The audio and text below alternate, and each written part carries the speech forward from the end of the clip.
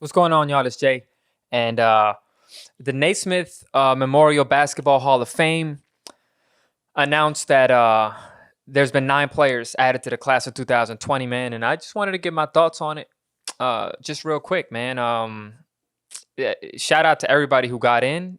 And, the main, players we're going to recognize are, Kobe Bryant, Tim Duncan, and Kevin Garnett. They're just talking about, like, the premier NBA players to get in this class.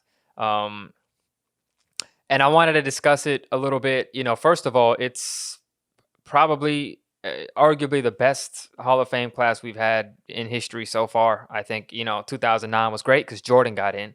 But Jordan is just different. So he's just gonna make any class that he's in, look amazing because it's Michael Jordan. And he got in with David Robinson and John Stockton in 2009. But if you take out this like superhuman basketball player who was like so much better than everybody else in his era, and honestly maybe all time, this might be the best class ever. And Kobe Bryant, Tim Duncan, Kevin Garnett, I kind of have a take regarding those three. And obviously, Kobe had an amazing career, and Tim Duncan had an amazing career. But I actually think Kevin Garnett is the best player out of the three. And I'll tell you why. I mean, just talking about individually, and you guys know I'm gonna get into the numbers. You guys know it is what it is. We got to start with the empirical.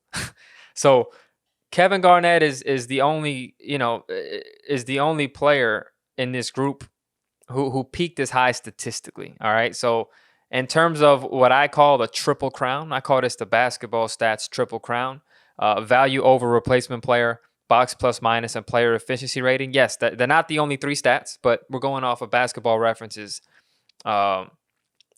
statistical groupings. And KG is the only guy to win 2 of those triple crowns. Basically, from 2003 to 2005, he was, arguably the best player in the league. I think it went from Jordan, after Jordan retired in 98. And, Shaquille O'Neal was the best player in the league for a stretch. And you could argue all the way up to, when LeBron started really popping in 2005, 2006. But I can make the argument that between 03 and 05, there was a little window where Kevin Garnett was the best player in the world. And like I said, Tim Duncan and Kobe just never had the statistical peak that Garnett had. It's just a career high player efficiency rating of 29.4. All right, Kobe and Duncan never had a player efficiency rating that high. All right, a box plus minus at 10.2 and a value over replacement player at 10. Neither of those guys got necessarily even close to that, relatively speaking. So, Kevin Garnett, man, when I look at his peak of his career, like the best version of Kevin Garnett, I think he was a better player. I think he's the best player in this class, man. I'm just a big KG guy. And as far as his greatness and his legacy goes, that's not a common opinion, right? I mean, Duncan and Kobe combined for 10 championships, right? They combined for 5 Finals MVPs, and that's kind of the way the story goes. And this isn't to take away from them; those guys deserve it. All 3 of these guys are some of the top 10, 15 players ever. Maybe even top 5. You might want to argue, and all 3 of them, they deserve that respect.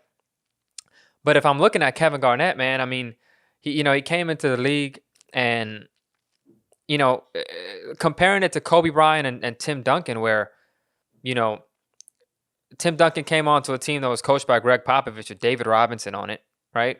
Immediate championship contender. And then, he built teams with Tony Parker, Manu Ginobili, and that whole system. While Kevin Garnett, yeah, he had Steph Marbury early in his career. It didn't really work out. But for the most part, he did get them to one West Finals, on a team where they got him Latrell Sprewell and some help.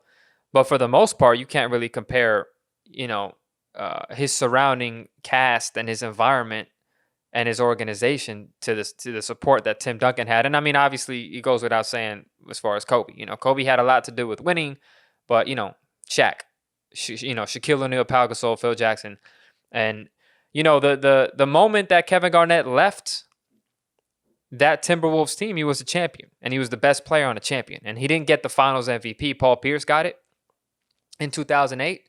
You could argue he was a little better that series. But Kevin Garnett was definitely the best player on that team. And, the regular season numbers will show it. He led that team in player efficiency rating by a mile. And other numbers as well. And he was their best defensive player, and they were the best defensive team in the league. They were first that season in defensive rating. So, I mean, just do that exercise in your head. I mean, just imagine the Kevin Garnett that you saw lead a championship team in 2008. At a little bit of an advanced age, basketball wise, as a 31-year-old. Imagine that dude spending his entire 20s in the San Antonio Spurs. Or coming into a team that has Shaq. I think he would have had just as many championships, if not more. And I think Kevin Garnett is probably going to be a little underrated historically, because we tend to underrate players who didn't win as many championships, and probably overrate a little bit players who won more championships. And the championship thing is a little bit circumstantial. It depends on teammates, depends on coaching, it depends on, in some cases, era. But yeah, man, that's my thoughts on those three. I think Kevin Garnett is the best player in the crew, man. But it's really, a great class. I think, to me, it's the best class ever. Besides the Michael Jordan class, which is just like almost any class Jordan is in is going to be the best ever, because statistically the value he added is going to be exponential. So that's my thoughts, man, on this Hall of Fame class. And congratulations to all of them. Rest in peace, Kobe Bryant. And that's my thoughts on that.